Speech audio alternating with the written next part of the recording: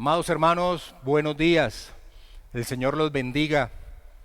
Si hay algo que nuestro buen Dios nos ha permitido aprender en medio de esta situación atípica que estamos viviendo ya hace un tiempo atrás, es que su iglesia sigue fortalecida por medio de la predicación de su bendita palabra. Nuestra unión es una unión doctrinal y su palabra es nuestra vida, es el alimento de nuestro ser. Así que con gozo, amados hermanos, en esta mañana dispongámonos a escuchar, estar atentos en torno a la predicación de su palabra. Vamos a orar, amados hermanos. Bendito Señor, como siempre nos acercamos a ti con un espíritu agradecido, Señor, sea cual sea la situación que estemos viviendo, amado Rey, porque como algún catecismo, Señor, nos enseña, nosotros te pertenecemos a ti tanto en la vida como en la muerte. Y ese es nuestro consuelo, ese es nuestro gozo.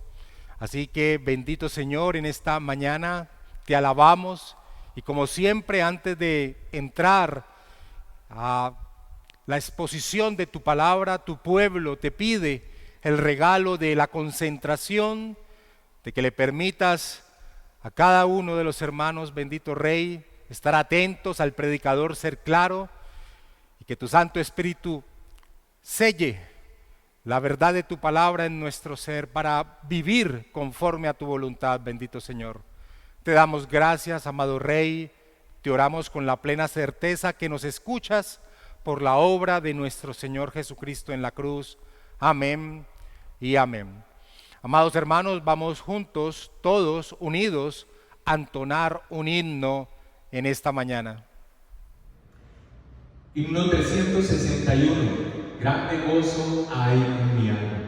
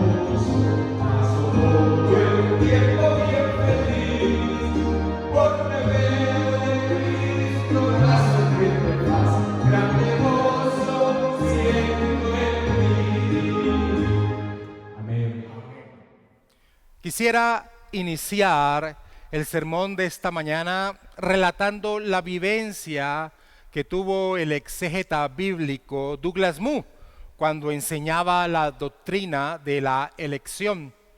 Él relata lo siguiente: Hace algunos años me encontraba impartiendo un seminario que incluía esta doctrina en el plan de estudios. Como sucede siempre, esta idea encontró mucha resistencia. Una estudiante en particular era muy expresiva e insistía en que Dios no podía ser así. Ella decía, esta doctrina no encaja en mi idea de cómo ha de ser Dios. Douglas Moo dice, en este punto debemos hacernos una pregunta muy importante. ¿De dónde procedía su idea de Dios?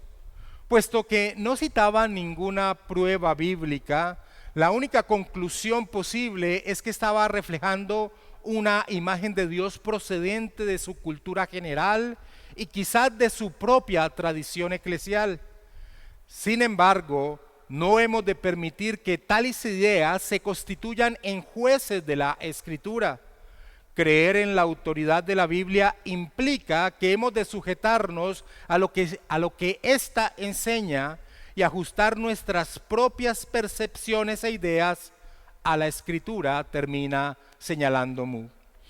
Amados hermanos, Dios busca adoradores que lo adoren en espíritu y en verdad. Adorar lo que se desconoce o adorar una falsa concepción de quién es Dios según lo que nos parece que debe de ser, es un tipo de adoración falsa que sin lugar a dudas Dios rechaza. Y en torno a la verdad de quién es Dios, la doctrina de la elección expone con potencia un aspecto vital a entender en torno a Dios. Y esto es su soberanía, su control absoluto sobre todo lo que acontece en su creación. En este mes nos hemos dedicado al estudio del inicio de la defensa del apóstol Pablo en torno a la tesis que ha planteado frente a la cuestión de por qué la mayoría de sus connacionales, de sus hermanos en la carne, de los judíos, han rechazado la provisión dada por Dios para la salvación, la persona y obra de nuestro Señor Jesucristo. Esa tesis es no que la palabra de Dios haya fallado, porque no todos los que descienden de Israel son israelitas, ni por ser descendientes de Abraham son todos hijos. Por medio de dicha defensa hemos visto aspectos importantes en torno a la doctrina de la elección. Y en el último sermón vimos cómo el apóstol Pablo se enfoca en contestar objeciones comunes que surgen en torno a esta doctrina. Fue así como al estudiar los versículos 14 al 18, vimos cómo el apóstol Pablo expone la libertad de Dios en torno a la elección. La libertad de escoger quiénes serán aquellos que disfrutarán de una eterna relación con Él y a quienes pasa por alto y que pasarán su eternidad en confusión, terror, sujetos bajo su ira. Dicha exposición de la libertad divina en torno a la elección ocasiona que surja por parte del contradictor que Pablo trae en torno a su escrito una refutación, un rechazo a lo enseñado por parte del apóstol Pablo. Por favor, vayamos y posicionémonos en Romanos capítulo 9, versículo 19.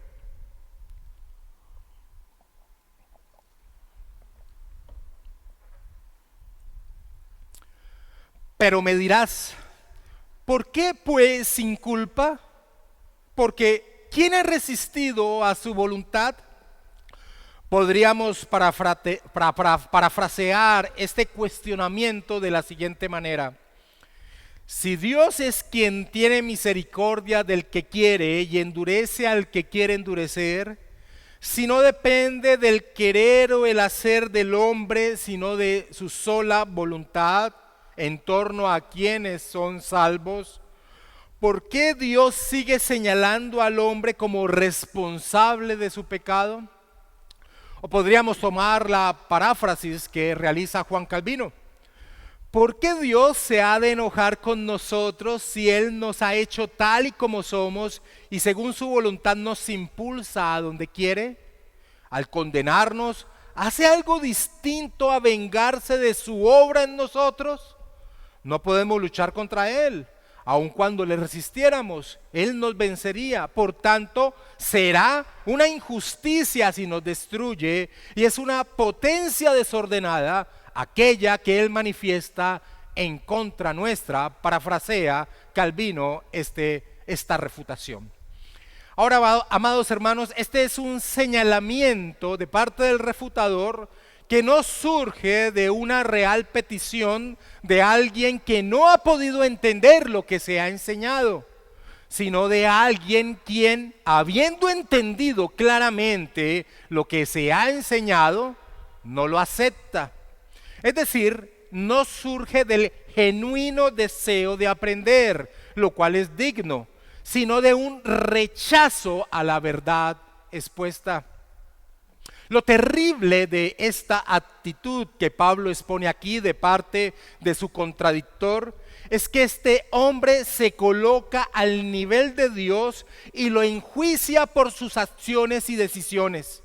Pues como vimos la semana pasada, Pablo se ha esmerado en traer el mismo testimonio de Dios, sus palabras en torno a la verdad, de la libertad en torno a la elección. Es por eso que el apóstol Pablo al contestar esta semejante insolencia, lo primero que hace es colocar en su sitio a aquel que realiza dicha refutación. Lo primero que hace el apóstol Pablo es recordarle a aquel torpe ser la diferencia que hay entre Dios y el hombre. La diferencia que hay entre Dios y sus criaturas. Leamos por favor la parte inicial del versículo 20 de Romanos capítulo 9.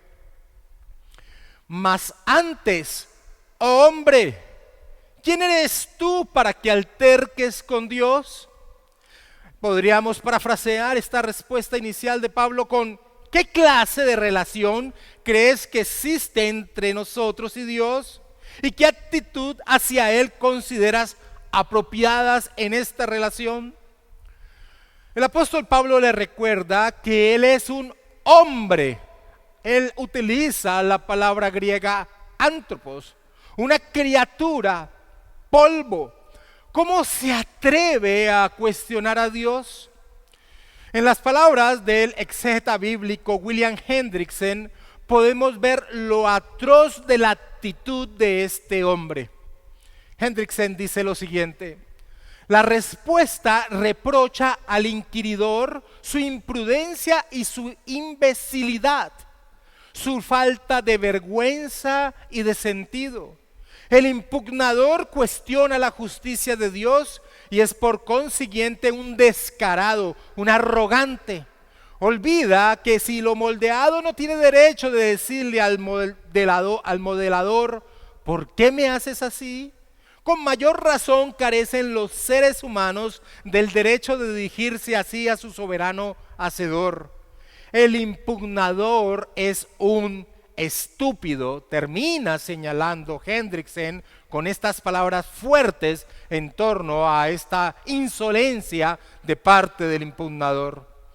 Y para ilustrar lo atroz de esta actitud, de este refutador que Pablo ha traído a su escrito, el apóstol trae una imagen muy conocida en el pensamiento judío en torno a lo estúpido que es que un hombre cuestione a Dios. Esta ilustración es la del alfarero y el barro en sus manos. Leamos la parte B del versículo 20. Dirá el vaso de barro al que lo formó: ¿por qué me has hecho así? El Antiguo Testamento está lleno de esta imagen que ilustra la distancia entre Dios y el hombre y lo irracional que es cuestionar el accionar divino de parte del hombre. Lo más seguro es que el apóstol Pablo haya tomado este pasaje de Isaías capítulo 29, versículo 16, que dice lo siguiente. Isaías capítulo 29, versículo 16. Vuestra perversidad ciertamente será reputada como el barro del alfarero. ¿Acaso la obra dirá de su hacedor, no me hizo? Dirá la vasija de aquel que la ha formado, ¿no entendió? O como traduce la versión Nueva Traducción Viviente, ¿será posible que sean tan necios? Él es el alfarero y por cierto es mayor que ustedes el barro. ¿Acaso la cosa creada puede decir acerca del que la creó, él no me hizo? ¿Alguna vez ha dicho una vasija, el alfarero que me hizo es un tonto? Así parafrasea, así traduce la Nueva Traducción Viviente este pasaje de Isaías 29, 16. Y esa última frase refleja fuertemente lo que sucede al cuestionar el accionar de Dios, su voluntad de parte del hombre. Qué importante, amados hermanos, es que no olvidemos este principio, que los hombres no somos sino barro en las manos de Dios.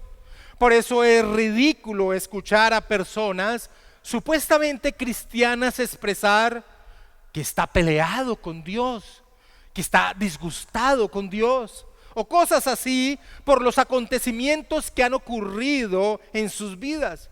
Ese tipo de expresiones muestra el olvido atroz de la distancia que hay entre una criatura y su creador. Qué importante es enseñarle a nuestra naturaleza caída que cuando la providencia de Dios traiga cosas que no podemos entender por sernos contraria, recordemos la actitud de Job al serle revelado que detrás de todo lo que le había acontecido estaba la mano providente de Dios. En el capítulo 40, en el versículo 1 del libro de Job, encontramos lo siguiente. Además respondió Jehová a Job y dijo, ¿es sabiduría contender con el Omnipotente? El que disputa con Dios responda esto. Entonces respondió Job a Jehová y dijo, he aquí que yo soy vil, ¿qué te responderé? Mi mano pongo sobre mi boca. Y más adelante en el capítulo 42, en el versículo 2 dice Job, yo conozco que todo lo puedes y que no hay pensamiento que se esconda de ti. ¿Quién es el que oscurece el consejo sin entendimiento? Por tanto yo hablaba lo que no entendía, cosas demasiado maravillosas para mí que yo no comprendía. Oye, te ruego y hablaré, te preguntaré y tú me enseñarás. De oídas te había oído, mas ahora mis ojos te ven. Por tanto me aborrezco y me arrepiento en polvo y ceniza, termina señalando Job. En torno a la doctrina de la elección, los problemas surgen cuando el barro cuestiona a Dios. Así lo expresa el apóstol Pablo aquí y así lo ha señalado la historia de la iglesia.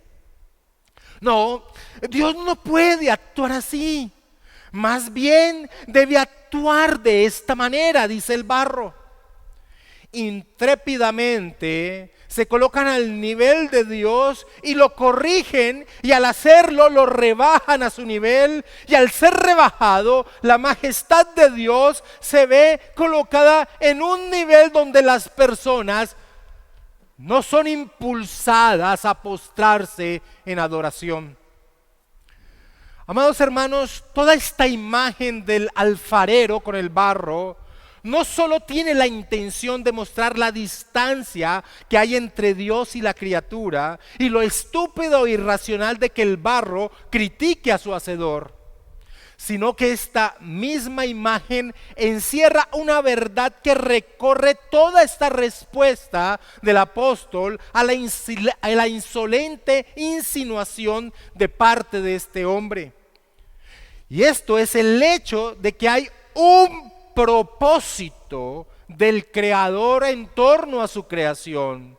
Así como el alfarero con el barro en sus manos tiene un propósito al tomarla. Es por eso que en el versículo 21 el apóstol Pablo agrega lo siguiente, Romanos capítulo 9, versículo 21.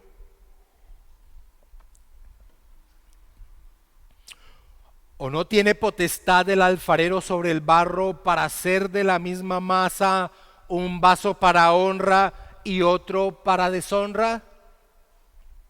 Como dice el exégeta Douglas Moo, en lugar de ponerse a la defensiva, Pablo sigue adelante, pisando el acelerador contra las declaraciones, con otras declaraciones sobre la divina libertad de hacer como le plazca con sus criaturas. Amados hermanos, el apóstol Pablo en lugar de tratar de suavizar la verdad enseñada en torno a la libertad divina de elegir quiénes son salvos y quiénes no, según el puro designio de su voluntad y no por algo que el hombre desee, piense, haga u obre, en vez de matizar la verdad enseñada, expone con mayor potencia el hecho que la soberbia del hombre pareciera desarraigar de su pensamiento. Y esto es que somos criaturas, es decir, tenemos un creador y solamente esto debería traernos a nuestra mente que hay un propósito, que aquel que nos creó tiene un propósito, una meta y su creación tiene el objetivo final de cumplir dicho propósito. ¿O no tiene potestad el alfarero sobre el barro para hacer de la misma masa un vaso para honra y otro para deshonra? Claro que sí tiene ese derecho. O imaginémonos a una porción del barro diciéndole al alfarero: oye, debes hacerme un objeto de mayor dignidad que los demás. Sin lugar a dudas, creo que el alfarero triturará dicho pedazo de barro con toda su fuerza. Pues es la misma imagen, amados hermanos, de aquel que cuestiona el derecho del Creador de llevar a su creación según su propósito en su sola voluntad. El pasaje que el apóstol trae en este versículo 21 es Isaías capítulo 45, versículo 9. Isaías capítulo 45, versículo 9. Ay del que pleitea con su hacedor, el tiesto con los tiestos de la tierra. Dirá el barro al que lo labra: ¿qué haces? ¿O tu obra no tiene manos? La Nueva Traducción Viviente lo traduce de la siguiente manera. Y mira cómo termina esta traducción, las palabras de este insolente, muy similar al otro pasaje que Pablo ha traído. ¿Qué aflicción espera a los que discuten con su Creador? ¿Acaso discute la olla de barro con su hacedor? ¿Reprocha el barro al que le da forma diciéndole: detente, lo estás haciendo mal? Exclama la olla: ¡qué torpe eres! Esta traducción que hace la Nueva Traducción Viviente, creo que da en el clavo. Juzgar a Dios por sus acciones sobre sus criaturas, es decirle torpe, o como el pasaje anterior que Pablo ha traído, tonto, es una blasfemia de este tipo. Charles Hodge comenta lo siguiente: la ilustración de esta verdad que sigue es particularmente apropiada. Cuando el alfarero toma un pedazo de arcilla en sus manos y se acerca al torno, ¿cómo puede descansar completamente consigo mismo para determinar la forma que tomará la arcilla y el uso al que será destinada? Puede ser algo más irrazonable que la arcilla, suponiendo que está dotada de inteligencia, se queje de que la forma que se le ha dado no es tan atractiva o el uso al que está destinada no es tan honorable como los que cayeron en la suerte de una porción diferente de la misma masa. ¿No son estos puntos sobre los que el alfarero tiene el más perfecto derecho a decidir por sí mismo y sobre los que la cosa formada no puede tener derecho a quejarse o cuestionarse? Lo mismo sucede con Dios. La masa de hombres caídos están en sus manos y tiene derecho a disponer de ellos a su antojo, a hacer todos los utensilios para honra o todos para deshonra, o a unos para uno y a otros para otro, termina señalando Hodge. Hay algunos, aún con el deseo de refutar lo que el apóstol Pablo claramente enseña, que dicen en torno a esta ilustración que ha traído el apóstol Pablo: espera un momento, el hombre es mucho más que barro. El barro es un objeto inanimado. El hombre es un ser moral, racional, es creado a la imagen de Dios. La ilustración es equivocada, se atreven a decir muchos hombres. Ahí está el problema. Toman la palabra de Dios y la juzgan a Dios mismo. Lo que aquí se expresa, los que así se expresan, tratan de eludir el punto que el apóstol Pablo quiere resaltar. Y es que, aunque es cierto que el hombre es la criatura excelsa sobre la creación divina, por haber sido creado a imagen y semejanza de Dios, sigue siendo una criatura. Sigue siendo una criatura. Como lo expresa John Stott, asemejar a los seres humanos con piezas de alfarería equivale a destacar la disparidad entre nosotros y Dios. El apóstol Pablo lo señala: somos vasos, somos herramientas en pos de su propósito. Ahora, después de señalar esto, el apóstol Pablo, surge la pregunta natural: ¿cuál es el propósito de Dios entonces? ¿Cuál es el propósito de Dios entonces? Amados hermanos, muchas personas piensan que Dios los creó para que ellos fuesen felices y buscan con potencia hallar dicha felicidad. Pero este pasaje tira por el piso dichos pensamientos, pues el propósito de la creación no se centra en el hombre, no se centra en la criatura. El propósito se centra en Él, en el Creador. Y así lo expone el apóstol Pablo en los versículos 22 y 23 de Romanos 9. Por favor, vayamos a Romanos 9 y leamos el versículo 22 y 23. ¿Y qué?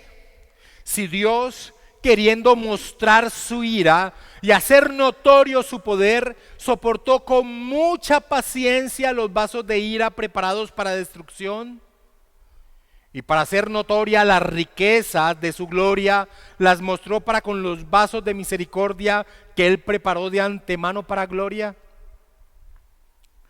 El propósito divino en torno a la elección y reprobación es expresar con potencia su gloria al hacer evidente su justicia, y su gloria al hacer evidente su amor y misericordia. Así es como precisamente el apóstol Pablo va a terminar toda esta sección que ha iniciado en el capítulo 9. Así es como el apóstol Pablo termina toda esta sección expresando: porque de Él y por Él y para Él son todas las cosas, a Él sea la gloria por los siglos. Amén. Esto se encuentra en Romanos 11, versículo 36.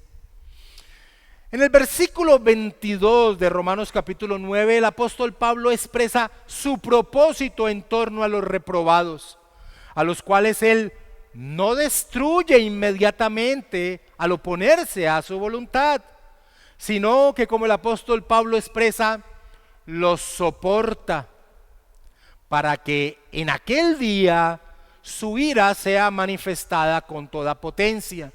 Volvamos a leer el versículo 22. ¿Y qué si Dios, queriendo mostrar su ira y hacer notorio su poder, soportó con mucha paciencia los vasos de ira preparados para destrucción? Como el mismo apóstol ya lo ha expresado en esta misma epístola: pero tú, por tu dureza y por tu corazón no arrepentido, atesoras para ti mismo ira para el día de la ira y de la revelación del justo juicio de Dios. Esto lo ha dicho en Romanos capítulo 2, versículo 5. O como el salmista lo expresa en el Salmo 73, cuando estando confundido por la prosperidad del impío versus las dificultades que enfrenta el temeroso de Dios, entra al santuario de Dios y todo se hace claro. ¡Qué terrible destino les espera! El Salmo capítulo 73, versículo 16 en adelante nos señala esto. Cuando pensé saber esto, fue duro trabajo para mí, hasta que entrando en el santuario de Dios comprendí el fin de ellos. Ciertamente los has puesto en deslizaderos, en asolamiento los harás caer. ¿Cómo han sido asolados de repente? Perecieron, se consumieron de terrores. Como sueño del que despierta, así, Señor, cuando despertares, menospreciarás su apariencia. ¿Y qué si Dios, queriendo mostrar su ira y hacer notorio su poder, soportó con mucha paciencia los vasos de ira preparados para destrucción?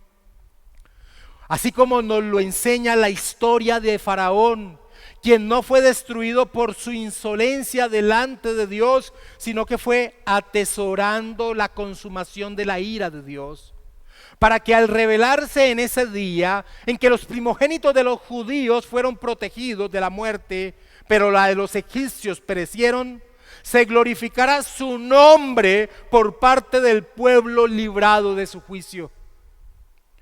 Dios ha obrado de este modo porque quiere demostrar públicamente su ira y poder, al reservar la externa demostración de su ira contra los pecadores hasta el fin de la historia. Dios puede hacer que su juicio se haga más evidente. Así como vemos que el apóstol Juan nos muestra cómo será aquel día.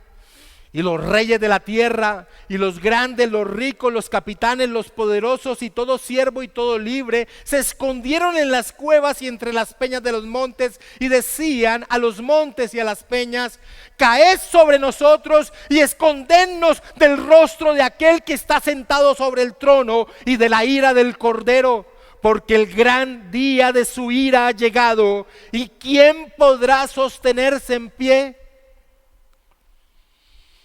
Y amados hermanos, aunque el justo juicio de Dios expresa la gloria divina, aunque en el justo juicio de Dios se expresa la gloria divina, es en la misericordia manifestada sobre sus elegidos que su gloria brilla.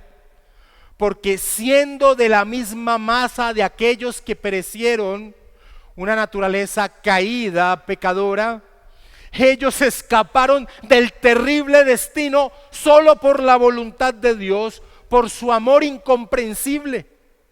Así que es sobre el oscuro destino de los reprobados que la salvación de los elegidos brilla, y su pueblo eternamente glorifica a Dios.